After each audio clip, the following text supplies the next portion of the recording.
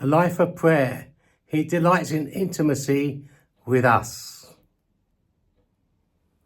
Hell-shaking prayer. When the book of Daniel was written, Israel was in captivity to Babylon, or you could say the devil. By chapter 6, after a long life in ministry, Daniel was 80 years old. Daniel had always been a praying man, and now in his old age, he had no thoughts of slowing down.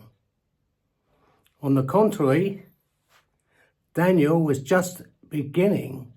Scripture shows that even as this man turned 80, his prayers shook hell, enraging the devil. King Darius promoted Daniel to the highest office in the land. He became one of 3 equal presidents. Amazing, God promoted Daniel. Do you know what I'm saying? He promoted Daniel. He wasn't going to slow down. Scripture shows, even as this man turned 80, his prayers shook hell, enraging the devil. King Darius promoted Daniel to the highest office in the land.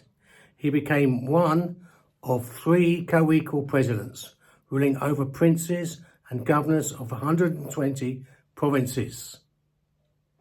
Darius favoured Daniel over the other 2 presidents, putting Daniel in charge of forming government policy and teaching all the court appointees and intellectuals.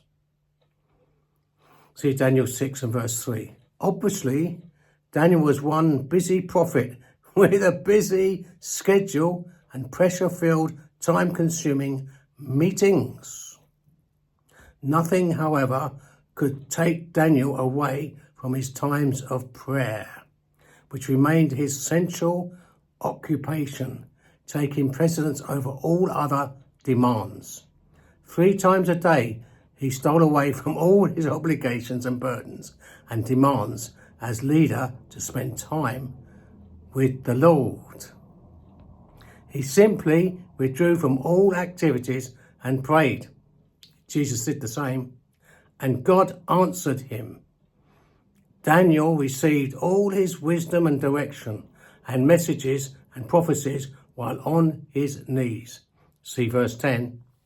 The prayer that shakes hell comes from the faithful, diligent servant who sees his nation and the church falling deeper into sin. A lesson for us. He falls on his knees crying, Lord, I do not want to be part of what is going on. Let me be an example of your keeping power in the midst of this wicked age. Too busy to pray? Do you say? I just take it by faith. You may think to yourself, God knows my heart. He knows how busy I am. I give him thought prayers throughout the day. Is that familiar for you? I believe the Lord wants quality, unhurried time alone with us. Prayer then becomes an act of love and devotion, not just petition time. Daniel is our example, and his prayers saw results. Let's make sure that our prayers also show results. Be blessed.